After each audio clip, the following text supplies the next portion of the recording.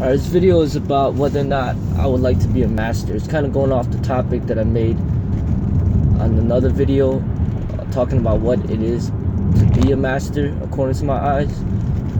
Basically, to me, a master is, somebody who, it's very rare. You know what I mean? Like, it's somebody who knows how to teach the way, body, mind, and spirit. And I think the hardest part is the spiritual part. Now, a master, I don't know much about Yip Man, but he might have been a master. He might have been. I'm not sure. But an example nowadays, a master in basketball, it could be somebody like maybe like a Phil Jackson, who was able to. He's like a coach who's bringing an entire team to the championship, and it could be even like Steve Kerr. He was a great player, and then later on he becomes a coach and he brings a team to the championship, and he might even do it again. And a player is kind of like a arhata, somebody who knows, he just does it, but he doesn't really teach it. It's like a Michael Jordan who's really good at what he does, and he's just playing the game, and then you just learn by watching. That's kind of like a Bruce Lee, who's just basically in the movies just acting it, and you just got to learn by watching, learn as much as you can by watching. It's like a Kobe Bryant, LeBron James, like they're playing and you just learn by watching. And that's kind of how I view myself as, is I'm more of a like arhata, somebody who is more like a player. But a coach is somebody who's mainly teaching, others. And that is like a master, somebody who's mainly, his main focus is teaching, it's not really playing. So it's almost like in a movie, it's like Bruce Lee not being in the movie, but being like a director, like a great director of the movie. That's kind of like the master. It's like the arhata is like the actor, which Bruce Lee was an actor, but then in one of the movies, Way of the Dragon, not only was he just the actor, but he was also the director. So obviously Bruce Lee is capable of being a great director as well, a great teacher, but his main thing was acting, and he was mainly an arhata. Krishnamurti was mainly like an arhata, somebody who's like saying, I can't teach the way, I just live it, and you just gotta find your own way. But a master is somebody who's mainly focused on teaching it. And whether or not I would want to be that,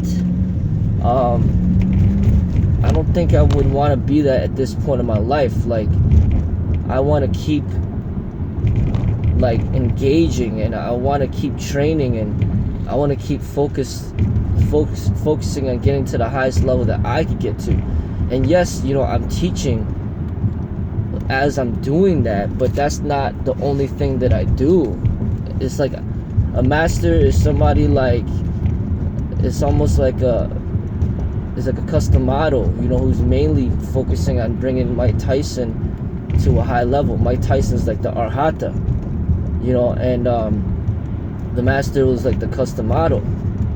But like when all your energy is going into teaching, I don't like that idea. I wanna put my energies into like my self-development, and then less of my, I got energy into teaching, but that's not my only thing, and I think like it's gonna take a lot of time to the point, to get to the point where I'm not sure if I even want to be a master. I don't know if I ever want to be just the person that just focuses primarily on teaching, because I think I want to always continue to be somebody who's always like working hard for myself to get to a high level. Because when you're working so hard yourself to get to a high level, like how are you supposed to have the energy and time left to teach. It's like a Michael Jordan playing basketball at a high level and then trying to coach at the same time. You can't, because you don't have that much time. I mean, your primary thing is the engagement in your art for your self-development, and then your secondary is teaching. So that's like me just teaching and not training that much, but just constantly teaching and not really focusing on my own development. But then now it's like my students become my number one priority over myself, and I don't see myself doing that. I don't see myself like putting my students over my own priority of development and just being, just basically just being a teacher, and that's it. I think that's kind of like somebody almost that's retired for himself and then focusing on other people's development, only. And I don't see myself doing that. So I'm not sure, like, especially if I don't have the motivation to be a master, then how am I supposed to be a master if I'm not even motivated to be a master? It's like somebody like Michael Jordan, who's really great, great arhata, great, somebody's like the greatest player of all time, but then right now he doesn't have that motivation to coach the way that like Steve Kerr's coaching right now, or Phil Jackson used to coach.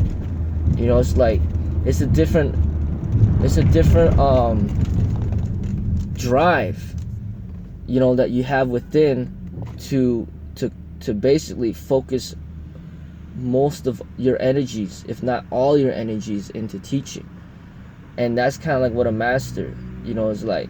His energies are mainly focused on teaching, and he's just so developed in that area that he could just turn so many people, he could get so many people to a high level, or so many people enlightened, because that's all he does is teach, and that's his primary focus. And that's not me. And like I said, I'm not sure if that ever will be me, because I'm not sure if I want to even be that way. I want to be somebody who's constantly trying to get to the highest level that I could get to. Like I saw a video with Michael Jordan just yesterday, and he was playing, he's like 51 years old, and he was playing basketball with another kid, a teenager. And I didn't like looking at Michael Jordan, and he had like a pot belly. It's like, you're supposed to represent, you're supposed to be a legend, you're supposed to be like the best ever, but why would you let yourself go? You should still represent that high level, even though you might not be in the NBA anymore, but you can still keep training hard on your own. And that's what I want to represent. I want to represent the highest level, not just for now, but for the future. And even when I'm like 90, I want to be at a high level. I'm always going to teach, because that's what I have to do to get paid and make a living. But I think primarily I will always want to be somebody that's always putting a lot of my energies on developing myself to the highest level. At the most, I could put 50-50, like 50 on myself, 50 on my students of my energy. But I do not see myself putting like 100% of my energy onto my students, and then none on myself, So based on my feelings, I'm not sure if I'll ever be a master, because I really don't even really have the motivation to be one at this moment in my life.